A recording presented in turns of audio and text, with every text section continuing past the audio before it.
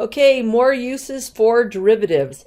First, we're going to talk about different types of functions. There's the position function, and that's the functions that we've been working on since you were, I don't know, 7th, 8th grade.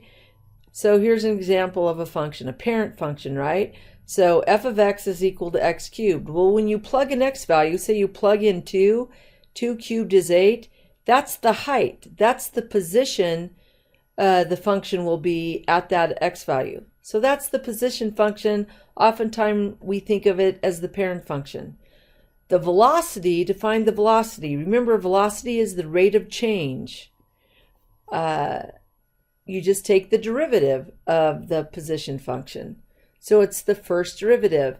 And by the way, when we're looking for the speed of something, it ends up being the first derivative as well, and we'll discuss how you differentiate between those two things and what makes how they differ, even though you're still using the first derivative. And then there's the acceleration function, and that's the second derivative. Okay, so here's an example of what we'll be doing. A particle moves along a horizontal line. Its position function is s of t for all of the t values that are greater than or equal to 0. For each problem, find the velocity function and the acceleration function. So this is the parent function. Velocity, you take the first derivative. Acceleration, you take the second derivative. So let's go ahead. So that's what we did here. The derivative of t cubed is 3t squared.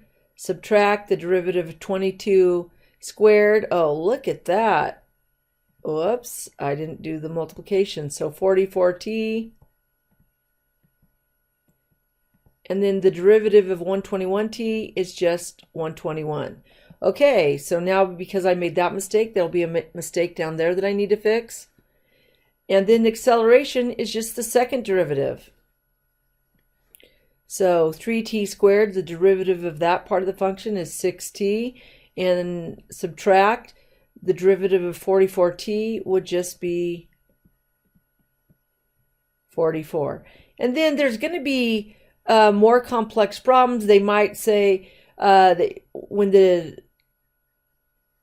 you have to set the velocity or equal to 0, or the acceleration is 0. You have to find the t values. There's going to be more challenging tasks, but the position function, the velocity function, the acceleration function is as stated right here. The position function is the parent graph. The velocity is the first derivative of the position function, and acceleration is the second derivative of the position function. That's it.